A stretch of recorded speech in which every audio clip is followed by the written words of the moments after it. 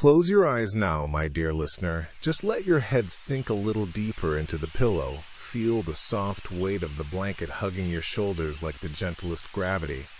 And let my voice drift in, barely above the sound of rain tapping on an old farmhouse window somewhere far away in the night. Tonight we're not rushing anywhere, not even to the stars yet. Because the stars can wait when you need sleep more than wonder. Breathe in slowly, hold it for just a moment, and let it go, like dust settling on a forgotten bookshelf. Good. Again. In and out. That's it. You're safe here with me, wrapped in the quiet hum of the universe that already knows your name. You might already know the story of Interstellar, or maybe you've only heard whispers of it. But tonight I'm going to tell it to you the way a father once told it to his little girl under a dim lamp while cornfields rattled outside. Slow, intimate, every detail painted with the softest brush so your mind can float instead of race. We're gonna spoil everything, every twist, every tear, every impossible second, because sometimes knowing exactly how love wins is the most relaxing thing of all. Let the spoilers feel like warm milk, not surprises. Nothing here will startle you awake. Everything is designed to pull you gently under. Trivia before we even leave Earth. Did you know Christopher Nolan wrote the first draft with his brother Jonathan years before it became this film, and the original script had a completely different third act set inside a Chinese space station? Imagine that. The story changed its own timeline just to reach us in the shape it has now, almost as if it traveled through dimensions to find the version that would make us cry the hardest and sleep the softest. Have you ever lain in bed, staring at the ceiling, feeling like the whole world is running out of air, like tomorrow might be heavier than today? That's where we begin, in a world that smells like dry corn husks and old dreams, where the sky is the color of tired brass, and every breath tastes faintly of dust. That's the world Cooper used to fly in, and the world he came back to find his daughter. But we're not there yet. Right now, we're just here, you and me. The rain getting a little louder outside the window. The kind of rain that makes you want to stay inside forever. Feel your fingertips relax.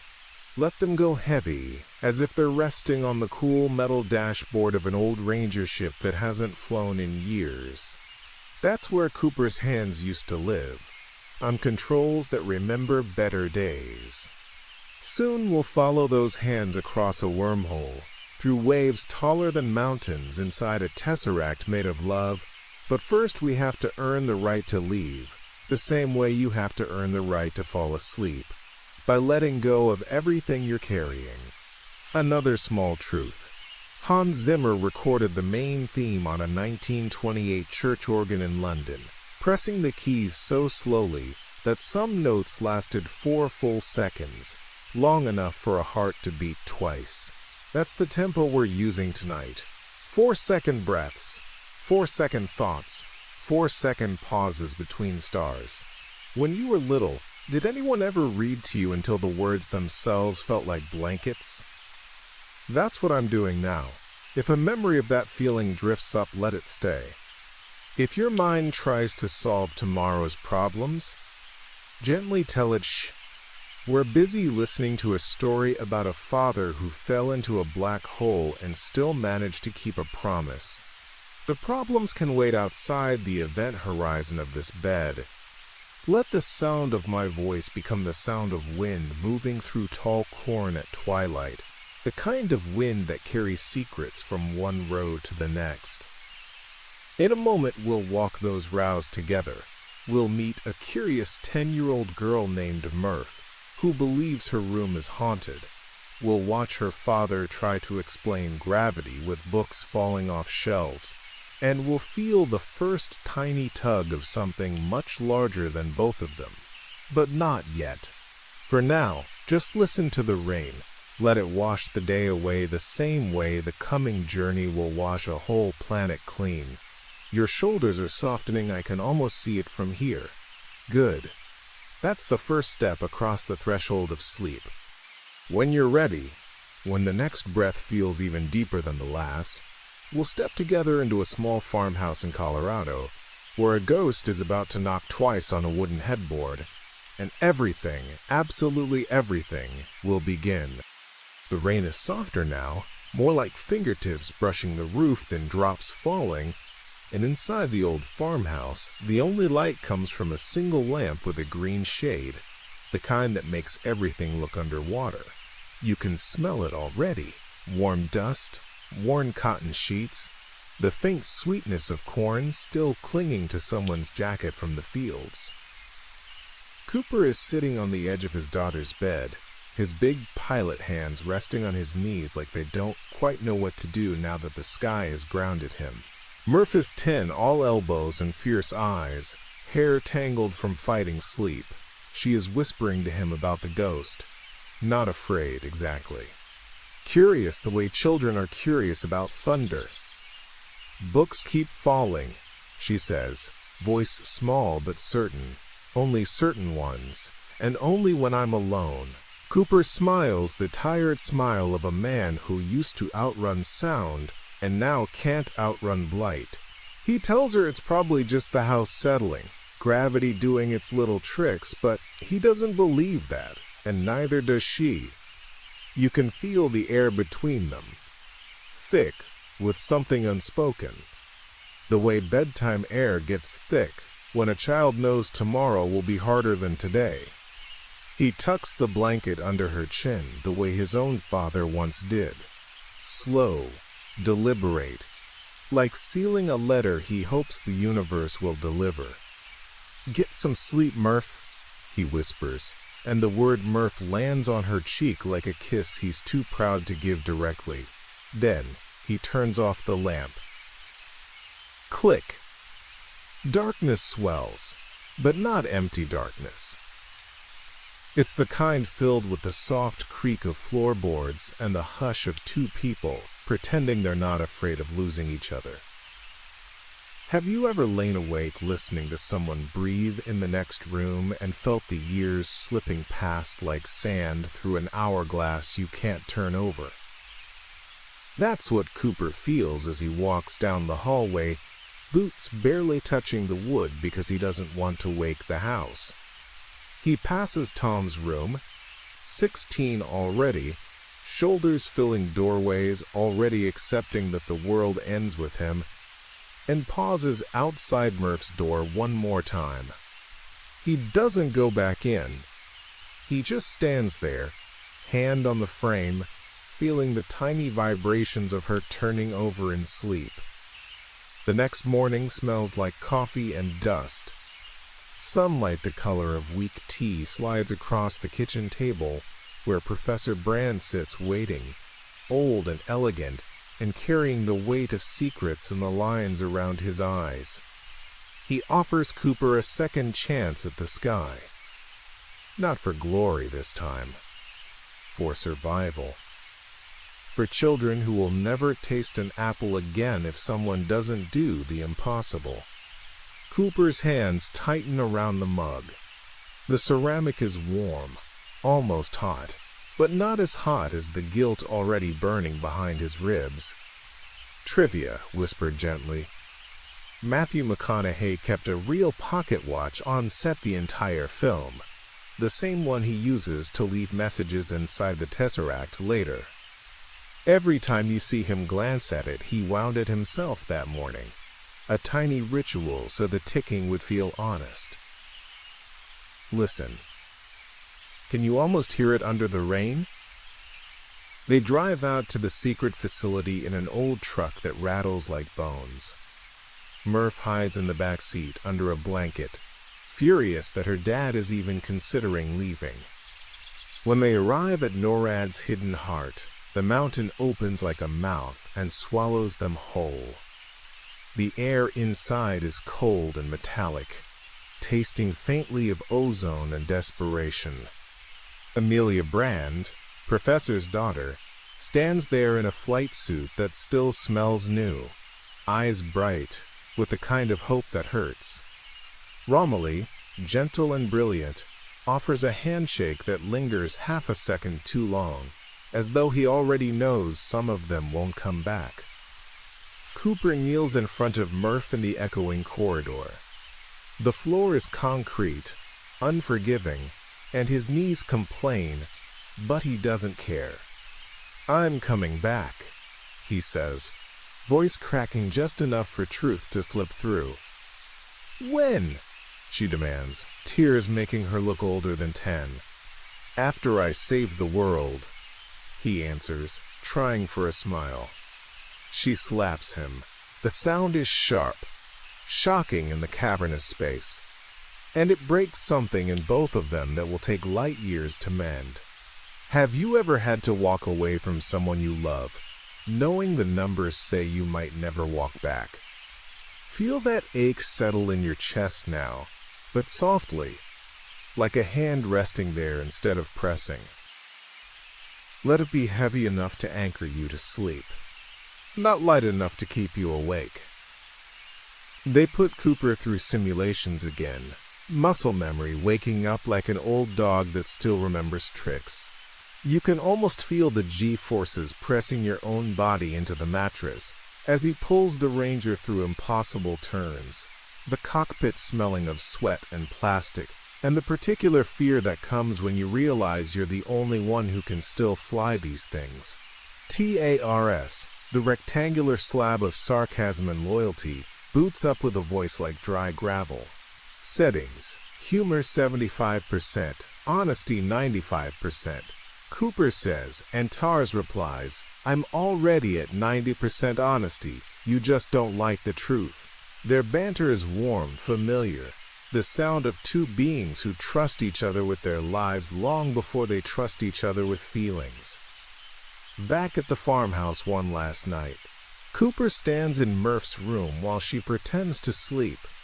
Moonlight falls through the blinds in silver bars across her face. He places the watch, the same one, on her nightstand. Tick, tick, tick, each second a promise he's terrified he can't keep. Then he walks out to the porch, where the wind smells like the end of everything. The corn rustles like dry paper. He looks up. Saturn is a tiny yellow dot near the moon, waiting for him. His throat tastes like copper. The morning of launch, the sky is the color of a healing bruise. The Endurance sits on the pad like a cathedral built for leaving. Inside the house, Murph refuses to say goodbye. She locks herself in her room and screams through the door that he's a liar and a ghost, and she hates him. Donald, her grandfather, stands in the kitchen with tears he won't let fall, holding a cup of coffee that will go cold. Cooper hugs him hard, smells the familiar scent of pipe tobacco and earth, and walks out without looking back, because if he looks back, he'll stay. Have you ever left a place knowing it might be the last time you smell it, touch it, belong to it? Let that memory rise gently now. Then let it drift away on the same wind that's lifting the Ranger off the ground. The engines ignite, a low rumble you can feel in your sternum, and the house gets smaller and smaller until it's just a yellow-lit window in a field of dying green. As the ship climbs, the curvature of Earth becomes visible, blue and bruised and so heartbreakingly fragile. Cooper watches the dust storms crawling across continents like slow-motion bruises. He thinks of Murph's face twisted in rage and love. He thinks of the watch ticking on her wrist someday when she's older than he is now. The cabin is quiet except for the soft breathing of the crew and the gentle hum of systems coming online. TARS says, almost kindly, "You know she'll forgive you eventually." Cooper doesn't answer. He just stares at the planet falling away and feels the first real tear slide sideways across his temple, because there's no gravity left to pull it down. We're weightless now, drifting together toward a wormhole that hasn't even opened yet. Breathe with me. In for 4 beats of a distant heart. Hold out for 4 more. The rain on the roof has become the soft static of space itself. You're safe. You're held. And somewhere ahead, past Saturn's rings that glitter like broken glass, a sphere of impossible light is waiting to fold the universe in half, just to bring a father back to his daughter.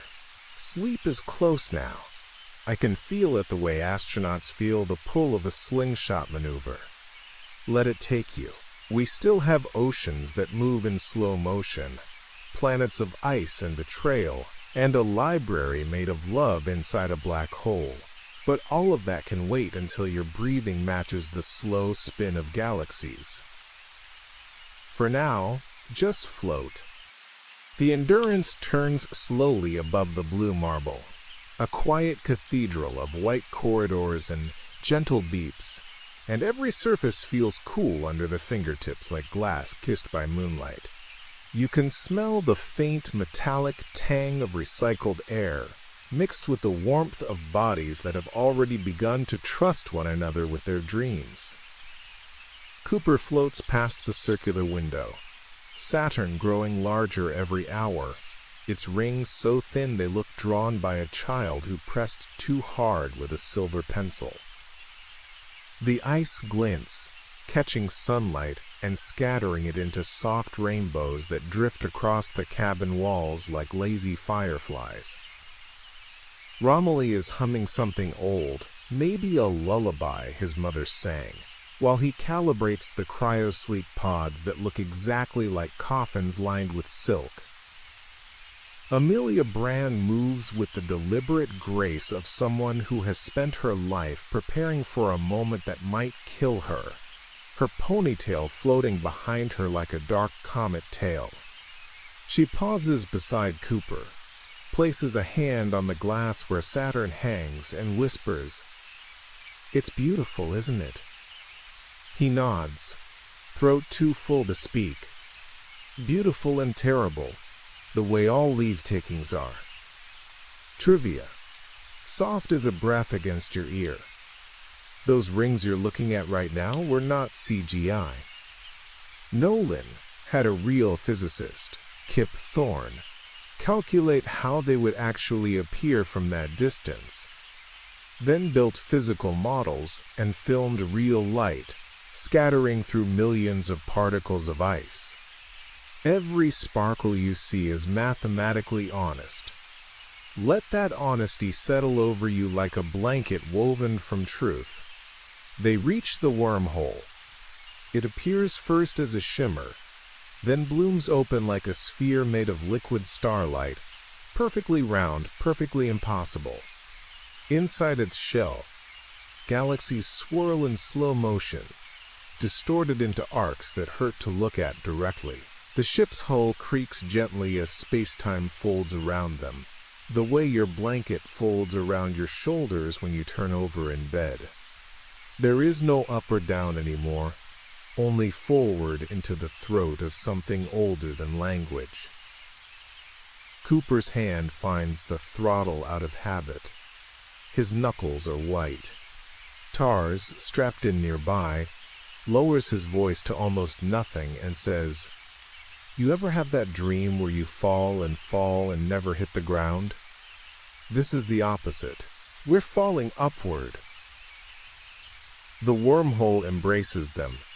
Light stretches into long golden threads that wrap the ship like warm yarn. For one endless moment, every atom in your body remembers it was once part of a star, and the memory feels like the softest homesickness. Have you ever stepped into a memory so strong that the air itself tasted different? That's what this crossing feels like. The crew doesn't speak. They simply breathe together, 4 heartbeats, trying to become one so the universe won't tear them apart. On the other side lies another galaxy, quieter, colder, the light slightly redder, as though the stars themselves are tired. 3 worlds orbit a black hole named Gargantua, a gentle giant wrapped in a glowing disk of fire that turns slowly like a potter's wheel made of suns. The sight steals whatever words they had left. Amelia's eyes fill with tears that float away in perfect spheres, each one carrying a tiny reflection of the accretion disk. They choose Miller's planet first because the data looked promising, because hope is a dangerous drug, and because none of them can bear the thought that the first try might be the wrong one. The Ranger detaches with a soft magnetic click, falls away from endurance like a seed from a dandelion. As they descend, the ocean below appears perfectly flat, mirror bright, reflecting Gargantua's light in a color no Earth eye has a name for. The landing is smooth, too smooth. The air is breathable but thick, heavy with moisture that beads on their suits like mercury. The ground is hard-packed silt that crunches softly under boots. And then they hear it. A low rumbling that grows into a roar that grows into the end of the world. A wave. Not a wave like you've seen in movies. A wall of water 3,000 feet high, moving in exquisite slow motion, because time near Gargantua is stretched like warm taffy. 1 hour here is 7 years on Earth. You can taste the salt already, sharp and metallic on the tongue. Doyle freezes, staring up at the impossible mountain of water that hasn't decided whether to fall yet. Romilly starts running calculations on his wrist display, fingers trembling. Cooper screams at them to move, voice cracking with terror that tastes like copper and guilt. They sprint for the Ranger, boots slipping in wet silt, hearts hammering so loud the sound drowns out everything else. Trivia whispered against the shell of your ear. That wave was filmed in real water in Scotland. They built a rig that dumped thousands of gallons from a height of 40 feet. Then slowed the footage down until it looked like the ocean itself had decided to stand up and walk. When you see it later, remember real water really did try to kill them that day. Miller's body lies half buried in the silt, suit cracked open like an eggshell, face frozen in an expression of eternal surprise. They never had time to grieve her properly. The wave arrives. It lifts the Ranger the way a mother lifts a child, gentle and unstoppable. Inside the cockpit everything tilts, water presses against the windows in slow silver sheets. The sound is a deep, endless heartbeat. Doyle doesn't make it back inside. You watch his helmet light dwindle beneath the surface as the ship claws for altitude, engines screaming against gravity that suddenly weighs 1,000 times more. When they finally break free and dock with Endurance, 23 years have passed on Earth. 23 years in less than 3 hours. Cooper sits in the comms chair and opens the video messages that have been waiting like patient ghosts. Tom first, older, married, a baby on his knee, then another message years later, voice flat with acceptance. The farm is failing, Dad. It's okay, we're staying. Then Murph. 10-year-old Murph on her first message, furious and tear-streaked. Then Murph at 15, 20, 33, each birthday a knife. The last one is from Murph on the day she turns the same age Cooper was when he left. Jessica Chastain's face fills the screen, eyes red from crying, voice steady with the kind of rage that has had decades to mature. You promised, she says. You promised you'd come back. And then, softer, almost wondering, today's my birthday, Dad, and you're still not here. Have you ever watched time steal someone you love 1 frame at a time? Feel that ache bloom slow and warm behind your ribs, then let it dissolve into the mattress. It hurts, yes, but pain like this is proof the heart is still working. Let it work tonight, Then let it rest. Cooper floats in zero gravity, tears streaming sideways across his temples and into his hair, each drop catching the cabin lights like tiny falling stars. Amelia finds him there hours later, brings him coffee that tastes like nothing, sits beside him without speaking. The silence between them is gentle, respectful, the silence of two people who have just watched 23 years murder hope in front of them. Romilly chooses to stay awake during the long burn to Mann's planet, says he wants to study the black hole data, but really he just can't bear another sleep that might cost someone else a lifetime. Cooper and Amelia go into the pods. The lids close with a sigh like a mother kissing a forehead goodnight. Cold seeps in, sweet and chemical, and the last thing Cooper hears is Tars lowering his honesty setting to 60% and murmuring, "Sleep well, Coop. I'll wake you when it's time to be heroes again."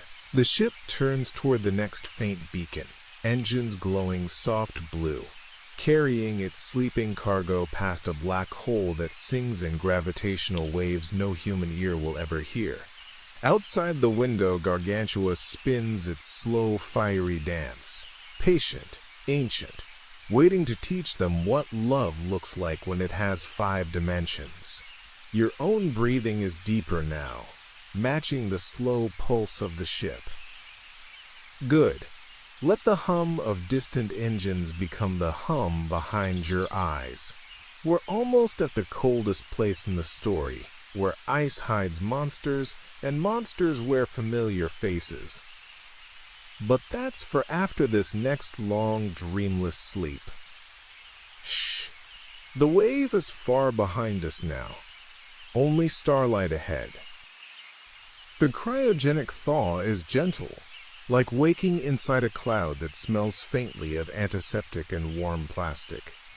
Cooper's eyelids flutter first, then his fingers twitch against the soft lining of the pod, searching for controls that aren't there anymore.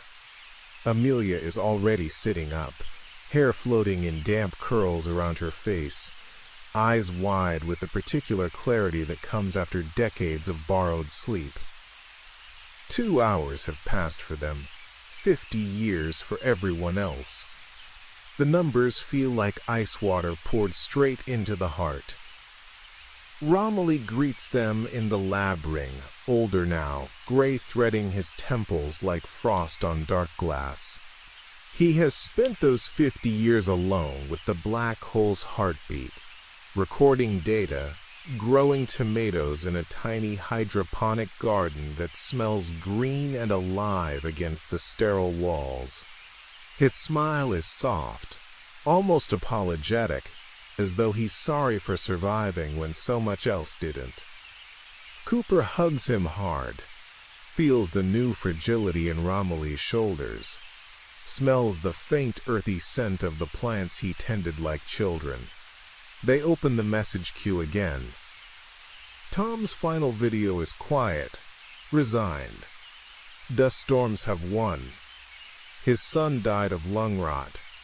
He is staying on the farm until the end because someone has to bury the books. Then Murph, 40-something now, brilliant and furious and beautiful in the way broken things can be beautiful when they refuse to lie down. She works with Professor Brand in the underground station, solving gravity with chalkboards that stretch floor to ceiling. She wears Cooper's watch on her wrist like a shackle. "I know you're gone, Dad," she says, voice trembling with decades of practice at hating him. "But I still check the second hand every day to see if you lied. Have you ever carried someone's absence so long it became another limb? Feel that weight settle across your own chest now, heavy, familiar. Then, let it sink through you into the bed. Let the mattress hold it tonight." They reach Mann's planet, a ball of ice lit by a distant white sun that feels cold, even through the visor. The airlock hisses open, and the temperature drops so fast breath crystallizes into tiny diamonds that drift downward like slow snow. The surface is endless ammonia plains that crunch under boots with a sound like biting into frozen sugar. Far ahead, the ranger from the Lazarus mission sits half-buried, frost feathered across its wings like lace. Dr. Mann wakes from his own long sleep with tears in his eyes and arms wide open, the perfect picture of a grateful survivor. His voice cracks when he says Cooper's name, and for one moment it feels like reunion instead of rescue. They embrace inside the habitat module that smells of unwashed fear and recycled desperation. Mann's beard scratches Cooper's cheek. His hands tremble. Later you will realize the trembling never quite stopped. Trivia, whispered so close you can feel it on your earlobe. Matt Damon was kept secret from the entire crew for weeks. When he stepped onto set in full, half the people there genuinely believed they were meeting Dr. Mann for the first time. That raw shock you see in their faces when he wakes is real.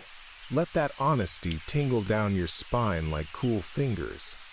That night, if night is a word that still means anything here, Mann takes Cooper to the edge of a cliff made of frozen clouds. Below them, the ice drops away into blackness so complete it feels like staring into the inside of your own skull. Mann speaks softly about loneliness, about how the human mind wasn't built to outlast its own echo. His voice is warm, reasonable, the voice of every bedtime story that ever promised everything would be all right. Cooper listens and feels the old guilt loosen just a fraction. Have you ever trusted someone because being alone felt worse than being wrong? Hold that feeling gently, like a snowflake on your tongue. Then let it melt away. The betrayal comes quietly at first. A handshake that lasts too long. A question about the Endurance's autopilot codes asked too casually. Then suddenly Mann's helmet slams into Cooper's with a crack that echoes inside both skulls. The world tilts. Mann's eyes are wide, terrified and utterly sane. You don't understand. He whispers through the comm, voice cracking like thin ice. I was supposed to be the one who survived. They fight on the cliff edge. Gloved hands scrabbling for purchase on glass-smooth ice. Breath-fogging visors. The sound of two men trying to kill each other is strangely muffled, like arguing underwater. Mann's knee finds Cooper's chest plate. Something cracks. Maybe bone, maybe only plastic. Cooper tastes blood and panic, and the particular flavor of realizing the universe never promised fairness. Romilly dies first. Back at the habitat, he triggers Mann's booby trap out of simple, scientific curiosity. The explosion is silent in the thin air, just a bloom of white that folds in on itself like a dying flower. When Cooper sees the footage later, Romilly's last expression is one of mild surprise, as though the universe finally told a joke he didn't expect. Cooper runs, boots slipping, lungs burning with air too cold to breathe. Mann is already in the Ranger, engine spooling up with a rising whine that sounds like a scream learning how to sing. Cooper leaps across the widening gap between ice and ship, fingers catching the landing strut by sheer, desperate luck. The ship lifts. Below, the cliff crumbles into the void, taking Romilly's tomatoes and 50 years of careful hope with it. Inside the cockpit, Mann pleads, bargains, quotes poetry he half remembers from school. "Do not go gentle," he whispers, tears floating in perfect spheres inside his helmet. Cooper's reply is quiet. almost tender. "You're wrong about one thing, man. I'm not going gentle." Then he lowers the cabin pressure. Mann's eyes widen. His mouth opens in a soundless O. Frost blooms across his visor like fern patterns on a winter window. His body goes still, drifting gently against the restraints, beard coated in tiny ice crystals that sparkle like stars. Have you ever watched someone choose fear over love and understood, just for a second, why they thought it was the only option? Let that sadness settle soft and slow behind your eyes, then let it drift away on the thin air of this cold, cold world. Cooper is alone now in a ship not built for one. The autopilot fights him. Alarms sing their red songs. Outside, Gargantua waits, patient and vast, its accretion disk turning like a slow, hypnotic wheel. The Endurance is still up there, wounded but alive, waiting for someone to come home to it. The docking sequence that follows is the longest 4 minutes in cinema history, and every second feels like a heartbeat stretched across light years. The two ships spin toward each other at impossible angles, metal screaming, sparks drifting like fireflies in vacuum. Cooper's hands move across the controls the way a pianist plays a piece he learned as a child and never forgot. Tars counts down the milliseconds in his calm gravel voice. Rotate match 30 meters 20 contact. The clang when they connect is the purest sound of salvation ever recorded. Somewhere, a father keeps a promise he never actually spoke out loud. But gravity has other plans. The only way forward now is down, into the black hole itself. Amelia watches from the observation deck as the Ranger detaches one final time, engines flaring white against the darkness. Cooper's last transmission is barely above a whisper. "See you on the other side, Brand."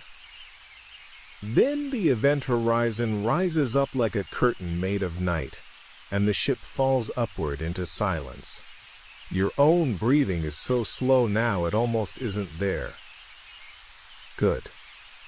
The coldest part is over. Ice is behind us. Ahead is something warmer than fire. Shh. Just float. We're almost inside the place where love becomes physics. The fall into Gargantua is not violent. It is the softest surrender you will ever feel. Like sliding into warm bathwater that happens to be made of the entire universe folding itself closed behind you. There is no tunnel, no bright light, only a gentle stretching, as though every atom in Cooper's body has decided to lie down and rest at the exact same moment. The Ranger's instruments go quiet one by one, like candles blown out by a loving breath.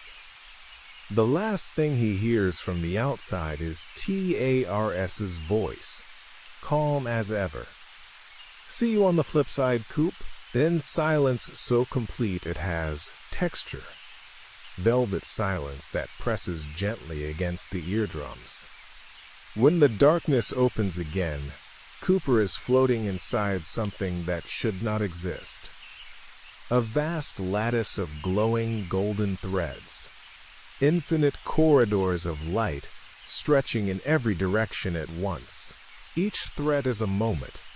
Every moment is a room, and every room is Murph's bedroom across a lifetime. Bookshelves rise like cathedral walls, filled with the same books that fell when she was 10. The air smells exactly like her childhood. Warm dust, pencil shavings, the faint vanilla of her mother's old hand lotion that still lingers in the wood. The floor beneath his boots is the same scuffed pine he walked every night to check on her. Time is no longer a river here. It is a library. And he is standing in the card catalog of his daughter's life. He understands instantly. This is the tesseract, built, or grown, by beings so far beyond humanity, they might as well be love itself in physical form. They have closed the loop. They have handed him the pen. Cooper drifts forward, tears floating away from his eyes in perfect spheres that catch the golden light and turn into tiny suns. He reaches the bookshelf that faces Murph's bed across 50 years of nights. On the other side of these books, right now, a 10-year-old girl is crying because her father just left forever. He can feel her breathing. He can almost touch the heat of her small, angry fist clenched around the blanket. Trivia. Whispered so close it tickles the tiny hairs on your neck. Hans Zimmer wrote the tesseract theme by asking the organist to hold a single low note for an entire minute, while layering thousands of softer notes on top, creating the sound of time breathing. When you hear it later, know that note never actually ends. It just fades until your heart learns how to finish it. Cooper places his hand against the back of the second shelf, exactly where the copy of Goodnight Moon used to fall. He pushes. On the other side, the book falls. 10-year-old Murph sits bolt upright in bed, eyes wide. He does it again, and again. Dust drifts down like slow-motion snow. Morse code spelled in gravity, S-T-A-Y. He spelled it the first time, out of pure desperation, never knowing the adult Murph would one day stand in this same room and finally understand who her ghost really was. He moves along the threads now, faster, frantic but gentle, the way you search a darkened house for a child who had a nightmare. He finds the moment she is 33, the day Professor Brand dies, and confesses Plan A was always a lie. He watches her scream at the empty air, watches her throw equations across the floor like broken glass. He kneels, though there is no real floor, and picks up the pieces one by one, nudging them with gravity the way a father nudges puzzle pieces toward small hands. The blackboard equations shift and rearrange themselves when no one is looking. Numbers bloom into solutions she will discover at dawn and believe were her own. Have you ever wished you could reach back and hold your younger self just once, just long enough to say it will be all right? Feel Cooper doing that now. Feel the warmth of that impossible hug travel across half a century and settle soft behind your own heart. Let it stay there tonight. He finds the watch. It lies on her wrist the day she solves gravity, ticking in perfect synchrony with the one still strapped to his spacesuit. He reaches through the thread, fingers trembling, and stops the second hand. On the other side of time, adult Murph freezes, stares at the watch, and for the first time in decades she whispers, "Dad?" The sound of that single word breaks him more completely than any black hole ever could. Tars appears beside him, somehow rescued, somehow still sarcastic, and explains in his gentle gravel voice that the fifth-dimensional beings can't act inside 3 dimensions directly. They can only provide the stage. Love is the only force that can cross the gulf on its own. Cooper understands. He has been the ghost all along. Every book that fell, every gust of wind that rattled her window, every random moment of courage she felt when she was certain she had none. Those were his hands reaching through time, wearing the disguise of coincidence. Have you ever realized, years later, that the strength you thought was yours alone was actually someone loving you so hard it bent physics? Let that realization settle over you now like the warmest blanket in the universe. The tesseract begins to collapse, threads folding gently inward the way petals close at dusk. Cooper has done what he came to do. The equations are complete. Gravity will be solved tomorrow morning by a woman who still wears her father's watch like a wedding ring. He records one final message into TARS's memory. Coordinates to Cooper Station, the spinning cylinder humanity built with Murph's equation. Then let's go. The golden light folds around him like arms, and the last thing he feels is the tesseract kissing his forehead the way he used to kiss Murph when she had fever dreams. He falls upward again, out of the black hole, out of the nightmare, into quiet sunlight and birdsong. When he opens his eyes, he is lying in a hospital bed inside Cooper Station, Saturn visible through the window like a familiar old friend. A nurse with kind eyes tells him he is 124 years old, give or take, and that his daughter is waiting outside. She is 99 now, surrounded by children, grandchildren, great-grandchildren, who have never seen a dust storm or tasted an apple that didn't come from a tree. The reunion is quiet. No dramatic music, just the soft beep of monitors and the rustle of many people trying not to cry too loudly. Murph lies propped on pillows, hair snow white, eyes exactly the same fierce bright blue they were when she was 10. She lifts one thin hand and touches his face, really touches it. The first real touch in 90 objective years. "Hey, Dad," she whispers, voice papery but steady. "You kept your promise." Have you ever been forgiven for something you never thought you deserved forgiveness for? Feel that mercy now, soft and complete, washing every corner of your body the way sunlight washes a room it has finally been allowed back into. They talk for hours. About books that fell. About a watch that stopped and started again. About how love turned out to be the answer to an equation no one else could solve. When visiting hours end, Murph squeezes his hand and tells him to go find Brand. "She's out there," she says, nodding toward the stars that spin slowly past the window. "Go. I've had you long enough." Outside in the corridor, a young girl, one of Murph's great-granddaughters, tugs his sleeve and offers him an apple, real, red, impossibly fragrant. He bites into it, and the juice runs down his chin like the first day of summer vacation when he was 9 years old and the world still had seasons. He is free now. The universe kept its side of the bargain. He kept his. Your own eyes are so heavy now they barely open. Good. The hardest part of the story is over. Only warmth left. Shh. Breathe in the scent of that apple. Breathe out every leftover sorrow. We're almost home.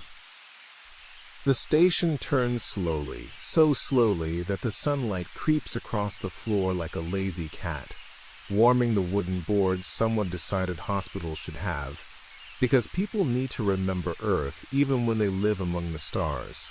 Cooper stands at the huge curved window, Saturn filling half the sky, its rings now close enough that he can see individual ice boulders tumbling in their endless ballet. The apple core is still in his hand, sticky and sweet, the most ordinary miracle he has ever held. Somewhere behind him a child laughs, the sound bright and weightless, bouncing down the corridor like a marble made of joy. He is wearing simple clothes now, soft gray shirt, jeans that actually fit, shoes that don't need magnetic soles. Everything feels too light, as though his body has forgotten how to be 90 pounds heavier under Earth gravity. A nurse offered him a cane earlier. He smiled and said he has spent the last subjective century learning how to fall correctly. She didn't understand, but she smiled back anyway because everyone here smiles at the man who came back from a black hole carrying the answer in his pocket. Tars finds him in the observation lounge, rolling along the floor with that familiar heavy clank that somehow sounds gentler now, like an old dog that learned not to jump on people anymore. "You look terrible, Coop," the robot says, voice set to 60% affection, like a man who just realized he's older than his own daughter by 3 decades. Cooper laughs, the sound rusty but real, and rests his hand on Tars's matte black shoulder the way he once rested it on Tom's when the boy was small enough to need steadying. They talk about coordinates, about a faint signal that has been pinging from the other side of the wormhole for years now, steady and patient. Edmunds, planet. Amelia made it. Of course she did. She always believed love was worth the data. Cooper feels the tug in his chest the same way he felt it the first night he saw Saturn through a farmhouse window and knew the sky was bigger than any one lifetime. Trivia. The last one I'll give you tonight, whispered so low only your heart can hear. Anne Hathaway kept the little glass vial of earth soil from the film. She still has it on her nightstand. Every night before sleep she touches it once, the way sailors used to touch a photo of home. Somewhere out there she is touching it right now, under an alien sky that has 2 gentle moons and soft gold grass. Have you ever been given a second chance so complete it feels like the universe leaned down and kissed the top of your head? Stand in that kiss for a moment. Let it settle on your hair like warm rain. Cooper walks the long, curving corridor to the docking ring. People nod as he passes, some with shy reverence, some with simple curiosity. A little boy offers him half a cookie shaped like a rocket ship. He accepts it solemnly, breaks it in 2, gives the bigger half back. The child beams as though he has just been knighted. The cookie tastes like real butter and real vanilla, and the particular sweetness of a future that learned how to bake again. The Ranger waiting for him is smaller, sleeker, built for one pilot and one sarcastic rectangular friend. Its hull still smells of fresh paint and possibility. Tars rolls up the ramp, settles into the co-pilot slot with a satisfied clunk. Settings. Cooper asks, fingers already dancing across the controls the way they danced across piano keys in another lifetime. Honesty 90%, humor 75%, discretion 100%. Tars answers, "We're going courting, not conquering." The station gives them a quiet send-off. No speeches, no crowds, just Murph's great-granddaughter waving from the window with both hands until the ship is only a spark against Saturn's glow. Cooper sets course for the wormhole, the same sphere of liquid starlight that once terrified him. This time he flies toward it, the way you fly toward a porch light you finally recognize as home. As the sphere opens around them, gentle and welcoming, Cooper thinks of every bedtime he ever missed, every birthday candle he wasn't there to watch Murph blow out, every tear he couldn't wipe. Then he thinks of the single tear he did wipe, the one that fell sideways in 0 gravity and carried 50 years of apology in one perfect drop. The universe kept the books balanced after all. Have you ever realized that every goodbye you were afraid would be forever was actually only a "see you later" wearing a frightening mask? Let that truth uncurl inside your chest now, slow and warm, like a cat stretching after a long nap. The wormhole folds space the way a mother folds a blanket around sleeping shoulders, and on the other side the stars are younger, brighter, arranged in constellations no human eye has named yet. Somewhere down there is a planet with breathable air and 2 moons, and a woman who waited because love told her to. Cooper adjusts the controls with the same careful hands that once pushed books off a shelf across 50 years, and the little ship begins its long, unhurried descent. Behind him, in the direction of Earth that was, Cooper's station keeps turning, carrying Murph and her hundreds of descendants safely inside its gentle spin. Cornfields growing again under artificial sun. Children chasing each other through corridors that smell like rain and fresh bread. Ahead of him, a new world is rising, gold and green and possible. He is smiling now, small and private, the smile of a man who fell into the darkest place imaginable and discovered it was only a doorway. The engines hum soft and low, almost a lullaby. Tars lowers the lights inside the cabin until only the stars remain. And somewhere, on a planet that has never known dust storms, Amelia Brand looks up from her work and sees a new star moving against the unfamiliar sky. She knows that motion. She has been waiting for that exact vector since the day she watched a ranger fall into a black hole and refused to believe falling was the same as gone. Have you ever felt, deep in the quietest part of the night, that everything difficult was only the long way around to something soft? Rest in that feeling now. Let it cover you completely. The ship settles into its trajectory, engines dimming to a whisper. Saturn grows small behind them. Then the wormhole. Then every hurt place the story ever touched. Ahead there is only open sky, and the faint green curve of a world that learned how to begin again. You and I have traveled a long way tonight, across oceans that took 23 years to cross a beach, across ice that hid monsters, across time itself folded like a love letter. Every detail has been laid gently in your lap.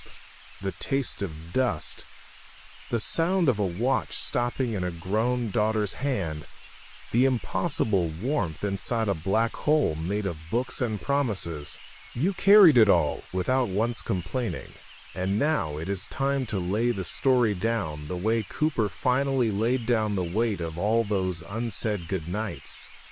Breathe in slowly, feel the blanket settle. Breathe out and let the last speck of cosmic dust drift from your shoulders. The stars are quiet now. The rain on the old farmhouse roof has stopped. Somewhere a little girl is dreaming of spaceships. And somewhere else an old woman is smiling in her sleep because her father came home after all. You are safe. You are loved across more years and miles than any heart should have to measure. And tomorrow, when you wake, there will be light coming sideways through the blinds, just enough to remind you that sometimes the longest way round is the only way home. Good night, dear listener. I'll leave the porch light on, just in case you ever need to find your way back to this story. It will be waiting, warm and patient, the way all real love waits. Sleep now. Sleep deep. Sleep the way the universe sleeps between heartbeats. Perfectly. Forever. Held.